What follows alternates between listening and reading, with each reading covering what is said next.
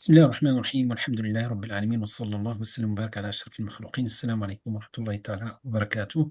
Et bienvenue à cette troisième séquence dans le cadre de la série sur le fiqh et fiqh al-siyam ou bien ahkam al-siyam, les règles juridiques du jeûne.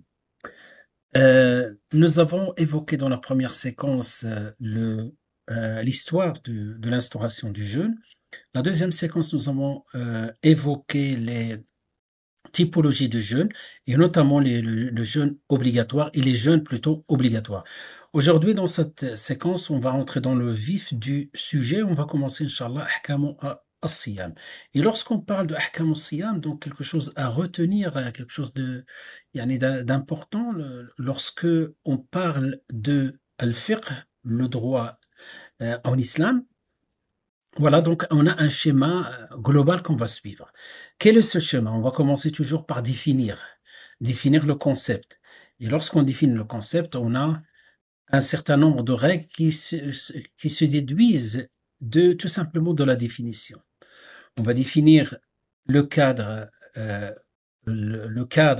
général qui est le sens linguistique, et à l'intérieur, on va trouver le sens terminologique. Ensuite, on va parler des conditions. Donc, les conditions, il y a une condition d'obligation, à quel moment il devient obligatoire, et plus les conditions de validité. Quelles sont les conditions pour que le jeûne soit valide? Donc, c'est ce que j'ai posé sous forme de question. À qui incombe-t-il et pour qui est-il valide? Voilà, donc autrement, je peux mettre à la place les conditions du jeûne, les conditions de validité et d'exigibilité.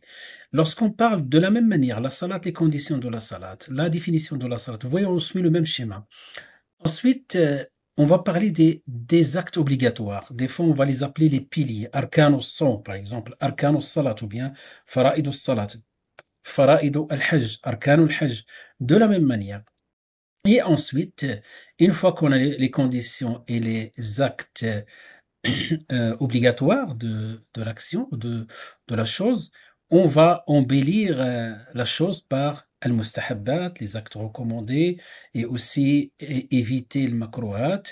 Et enfin, donc, ce qui annule le jeûne, ce qu'on appelle les annulatifs. De manière générale, on applique le même schéma par rapport au salat.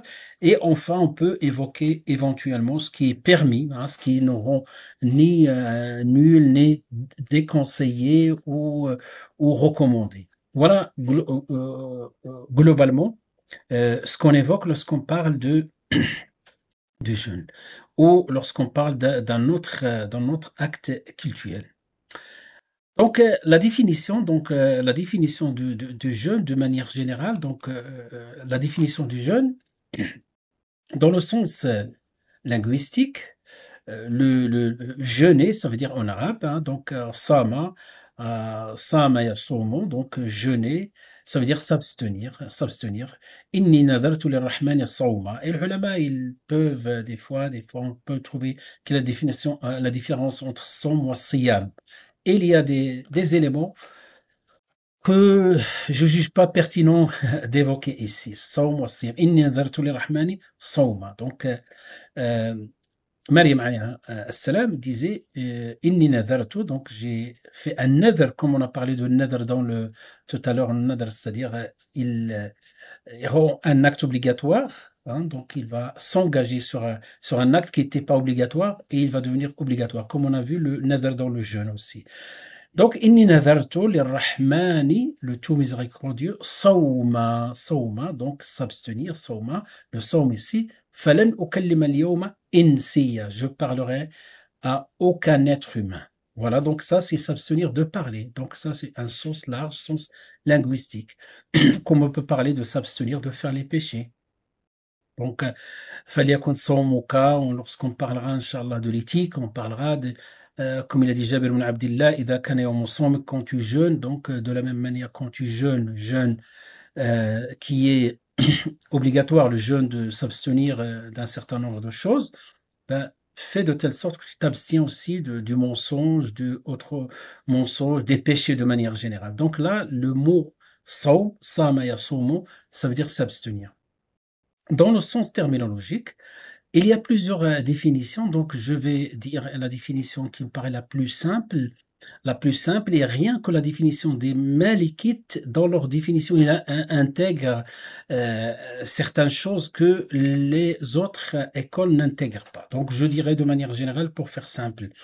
Donc, Assom, Huwa, donc, donc le jeûne implique s'abstenir de manger, de boire, d'avoir des rapports, hein, et tout ce qui est وكل يعني ما tout ce qui peut prendre leur place.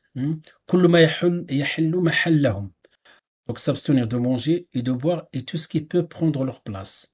Donc comme les préliminaires par rapport au rapport sexuel et comme aussi avaler des choses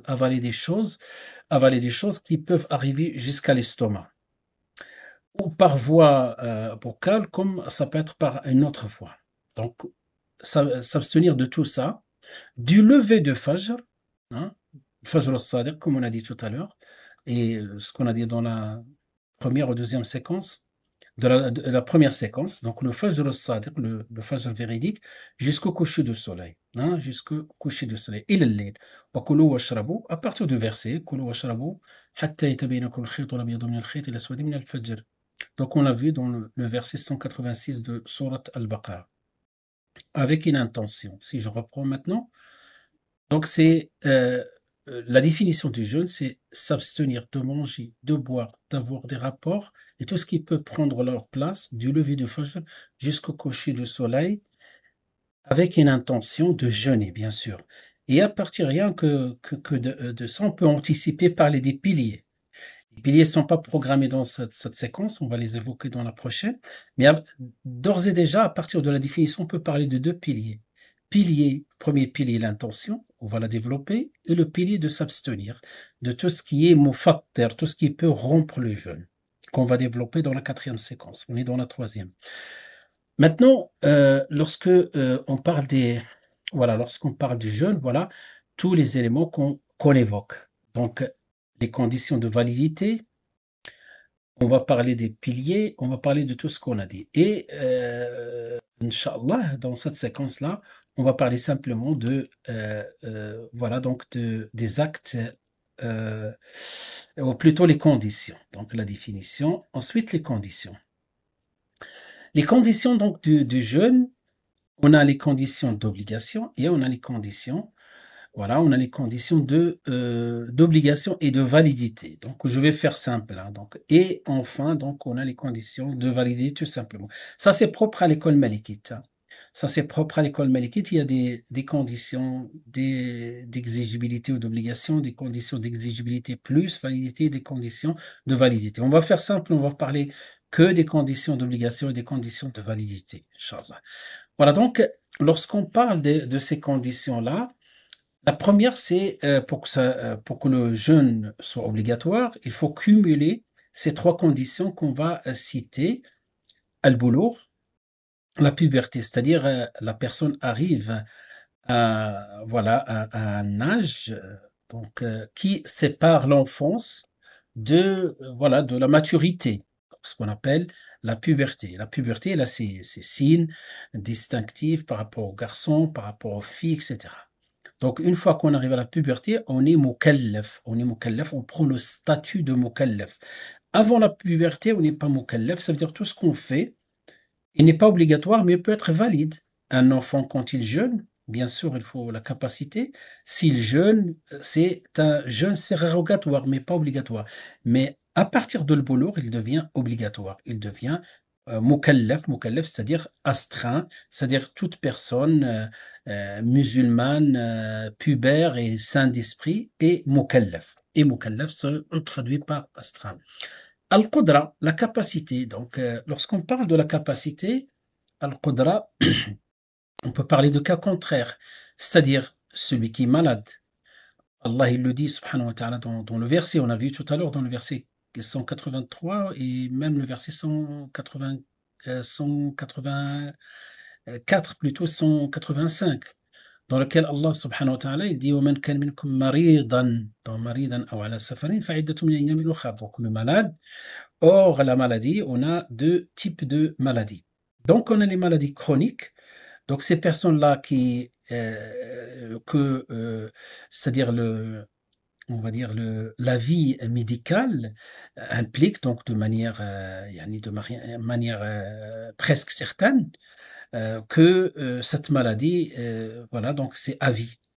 Et il y a un traitement à vie. Donc, ces gens-là, ils vont revenir au cas précédent, c'est le cas où les personnes avaient le choix et donc eux, ils peuvent substituer le jeûne par la compensation, ce qu'on appelle al-fidya. Et donc, Inch'Allah, soyons patients. Jusqu'à la fin, je vais détailler les règles de la fidya. Je ne vais pas rentrer dans les détails de la fidya, mais il y a beaucoup de choses à dire concernant la fidya. Donc là, une personne qui est malade, donc premièrement, maladie chronique, donc la fidya. La fidya qu'on va, Inch'Allah, évoquer le montant de la fidya et comment on la calcule. Une personne qui est malade et elle a la possibilité de jeûner plus tard, ben, il fait le qada. Souvenez-vous, lorsqu'on a dit, premier, c'est le jeûne du mois du Ramadan et le deuxième, parmi les jeûnes obligatoires, le qada, le rattrapage. Donc, dès qu'il peut, dès qu'il peut. Euh, le- Pardon, pardon, là j'ai oublié quelque chose, mais khair, Inch'Allah, dès qu'il puisse le faire, qu'il le fasse, Inch'Allah. Par rapport aussi voilà, à la femme enceinte et la femme qui allait. Il rentre dans cette catégorie, donc on va vérifier le qudra. Donc de manière générale, si une femme enceinte, donc elle a un fœtus, donc si il a peur pour elle ou pour le fœtus, il peut rompre le jeûne et rattraper plus tard. Il y a certaines personnes, je ne sais pas comment ils ont eu cet avis-là qui est marginal, de dire que simplement ils vont payer que la fidya. Non, ils payent la fidya et lorsqu'ils sont dans l'incapacité de rattraper. Mais s'ils peuvent rattraper, ça peut attendre 1 an, 2 ans, jusqu'à ce qu'ils puissent le faire.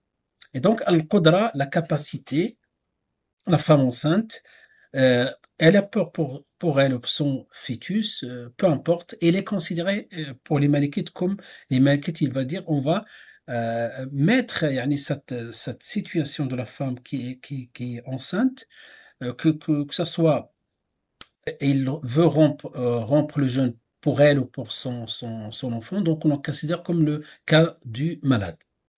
La femme qui allait, un peu différent. Donc, s'il a peur pour elle, donc il est dans l'incapacité de, voilà, de produire, je parle de la femme qui allait, hein, donc de manière naturelle.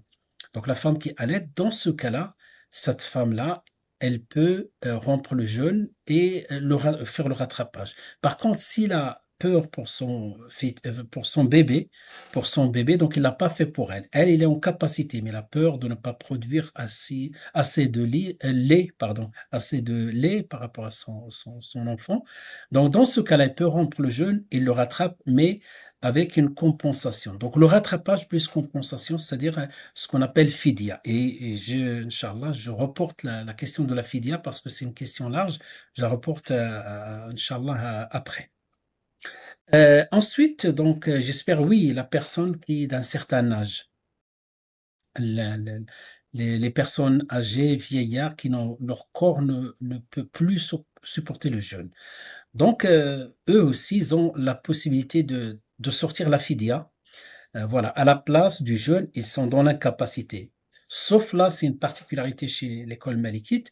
Ils disent que cette fidya, je répète, cette fidya est simplement recommandée, elle n'est pas obligatoire. C'est-à-dire pour eux, même s'ils ne sortent pas de fidya, voilà, ils ne commettent aucun péché. Voilà, j'espère que j'ai répondu voilà, à tous les éléments qui tournent autour de la Qudra, mais si vous pensez à d'autres points que je n'ai pas évoqués, je peux les répondre, Inch'Allah, dans les commentaires. Bihawlillahi ta'ala. La résidence, donc, on a donc al-iqama, quelqu'un qui n'est pas en voyage, parce qu'Allah, il a évoqué le voyage. Donc là, on parle toujours des conditions d'obligation. Donc, quelqu'un qui n'est pas en voyage, donc il est obligé, s'il est pubère, en capacité et résident, donc il a l'obligation. Il a l'obligation de jeûner. Bien sûr, on va voir s'il n'y a pas d'empêchement, s'il n'y a pas d'autre empêchement. Donc, d'où, lorsqu'on va parler des validités du jeûne, on va parler de ces empêchements, mawani'. Donc, le résident, donc qui dit résident, le contraire de résident, c'est le voyageur. Le voyageur, il a la permission. Et la permission pour le voyageur, donc, c'est très simple, hein, donc, le prophète sallallahu alayhi wa sallam, il y a des hadiths, il y a le verset, il y a des hadiths, où le prophète sallallahu alayhi wa sallam lui-même a fait le voyage et il a jeûné, sallallahu alayhi wa sallam. Il a voyagé aussi et il n'a pas jeûné, pour donner l'exemple aux Sahaba. Et les Sahaba aussi, il y en a qui ont jeûné, d'autres qui n'ont pas jeûné. Donc la conclusion de tout ça, donc c'est une permission. Quand on dit permission, permis de rompre le jeûne, mais ce n'est ni recommandé, ni, obligatoire, ni déconseillé. Toutefois, puisque alhamdoulilah, il y a cette souplesse-là, il devient recommandé pour celles ou ceux qui sont fatigués, qui supportent mal le jeûne pendant le voyage. Il est recommandé qu'ils rompent parce que Allah, même dans le contexte du jeûne, il dit Yuridu Allahu bikum al-yusr, wa la yuridu bikum al-usr. Allah, il veut pour vous la facilité, pas la, la difficulté. Donc, dans ce cas-là, il est recommandé à ces personnes-là de jeûner, pardon, de rompre le jeûne. Il est déconseillé à ces personnes-là de jeûner. Par contre, quelqu'un en bonne santé qui supporte, il est recommandé qu'il jeûne quand même. Parce qu'Allah, en même temps, il dit Wa anta sumu khayrun lakum. Le fait de jeûner, c'est meilleur pour vous. Bien sûr, celui qui a la capacité et qui est capable de supporter. Parce que celui lorsqu'il voyage, rien qui change pour lui physiquement, ben, il vaut mieux qu'il fasse son jeûne dans son temps. C'est mieux que de garder voilà, des rattrapages pour le futur. Donc, mais, je répète, ça reste une permission, hein, ça reste une permission pour celles et ceux qui souhaitent faire voilà, la rupture de jeûne et prendre en compte la rukhsa, la dérogation. Ensuite, donc, nous avons la shurut as-sihha. Donc là, mais si on a les trois qui sont réunis, et si une personne n'a pas sa raison, donc, même s'il jeûne, son jeûne n'est pas valide. Pourquoi?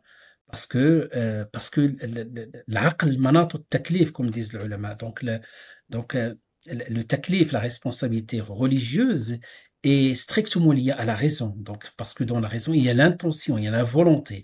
Donc, quelqu'un qui n'a pas sa raison, il n'est pas mukallaf. La femme aussi, donc, c'est monstrueux. Donc, il n'a pas jeûné, donc il jeûne pas, il rattrape plus tard. Donc, que ce soit les menstrues ou bien les lochis, donc damul hayd ou nifas. Euh, et autour de ça, il y a des questions aussi. Donc, la femme, par exemple, des cas qui s'opposent. Par exemple, une femme était ala naqa, yani, il était pur. Ensuite, donc, euh, juste avant le photo, ne serait-ce que de quelques minutes, il a eu ses menstrues. Donc, ce jour-là, a rattrapé. Si une femme, par exemple, il se lève le matin avant le fajr, elle vérifie, elle est naqiya. Donc, yani tahira, donc elle est propre. Il doit placer son intention et partir sur le jeûne et se lave, même s'il se lave après le fajr. Son jeûne est valable.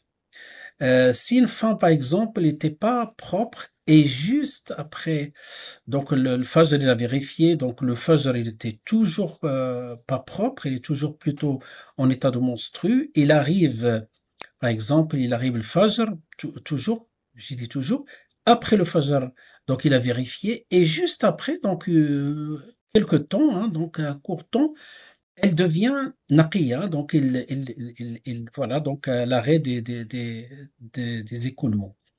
Ben, dans ce cas-là, il va pas s'abstenir, il va continuer de manger, boire et finir ce jour-là et le rattraper plus tard. Même s'il jeûne ce jour-là, il n'est pas valide parce qu'il y a une partie du jour dans lequel il n'y avait pas de naqa, il n'y avait pas voilà, la cessation ou bien la pureté. Et voilà, donc, Il y a des questions. Si vous avez d'autres questions, j'ai quelques points, mais Inch'Allah, on les laisse pour laisser, Inch'Allah, le cours très, yani, quand même assez court. L'entrée du temps pour le jeûne de Ramadan. Donc, on ne peut pas déplacer le mois du Ramadan, ça c'est évident, un autre temps. Et enfin, l'islam et le temps légal du jeûne. Le temps légal du jeûne, c'est très important. Ce temps légal du jeûne est très important. Surtout, il faut vérifier le fajr des fois et surtout nos calendriers, des fois, ils sont pas les mêmes. Donc, c'est pour cela, je vous conseille vivement un peu de précaution avant avant de commencer le jeûne, de laisser un laps de temps. De la même manière, vérifiez bien, Inch'Allah, le temps de Maghreb. Le temps du Maghreb, il n'y a pas beaucoup de différence par rapport à nos calendriers, malheureusement. Quand je dis malheureusement, par rapport aux autres horaires, le Fajr et le Isha. Voilà, أسأل الله أن يتقبل منا ومنكم وهو السميع العليم. Inch'Allah, la prochaine fois, on va parler de Arkan al-Siyam. Inch'Allah, on va parler des deux piliers du jeûne, hein, Inch'Allah, al-Niyya wal-Imsak, et qu'on va détailler, on va essayer même d'évoquer les questions autour de la Niyya, de l'intention de l'Imsak, la Niyya du voyageur, l'Imsak, les Mufattirat, etc. Ça, c'est la partie la plus importante. هذا وصلى الله وسلم وبارك على سيدنا محمد وعلى آله وصحبه أجمعين والسلام عليكم ورحمة الله تعالى وبركاته.